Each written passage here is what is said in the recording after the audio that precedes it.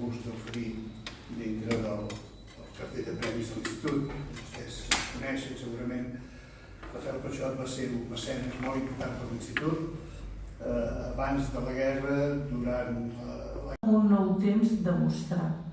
Temps de fer visible l'estructura cosmològica d'Hildegarda de Bingen, que Hildegarda de Bingen presenta en el seu corpus, que és magnífic, i que mereixia ser analitzada, aquesta estructura, i transmesa amb la cura en què ho ha fet Georgina Rabassó.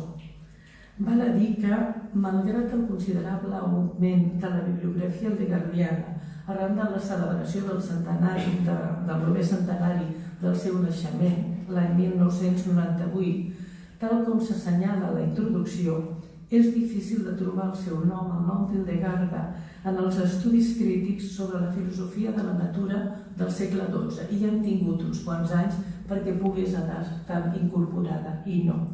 Tampoc no el trobem encara en els volums que es continuen editant sobre filosofia medieval, encara no hi és, o poc.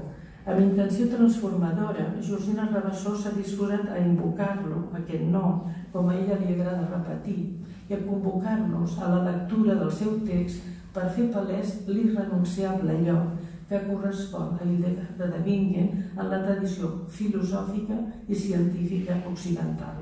Actualment fer un llibre acadèmic sobre tota Hildegarda de Bingen. Ha avançat tant, de fet tenim un segle de literatura crítica tractant sobre aquesta figura i realment ja s'agafa un aspecte del seu pensament riquíssim, del seu imaginari.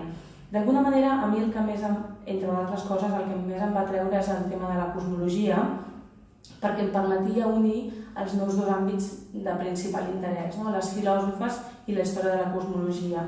I d'alguna manera ara me n'adono, i és la feina que estic fent, que entre Hipàtia d'Alexandria, al segle IV-V, després de la nostra era, fins a les dones de la física i l'astronomia dels segles XVIII i XIX, pràcticament sembla que no hi hagi hagut dones dedicades a la ciència o en particular a la física, a l'astronomia.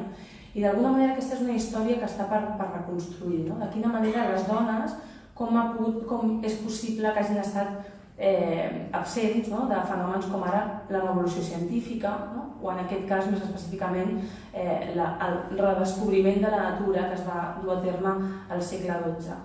Com deia la Rosa, Hildegarda segueix sense aparèixer en els manuals de història de la filosofia medieval. A l'apartat una mica s'intenta situar això, quina és la seva relació amb la filosofia i amb la filosofia natural de l'època.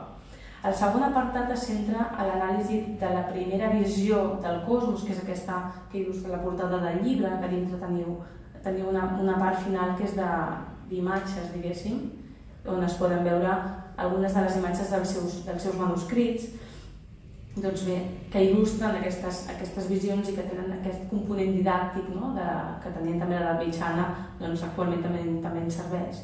El primer cosmos és aquest que descriu un Alcibiades en forma ovalada i on descriu la distribució dels elements en l'univers.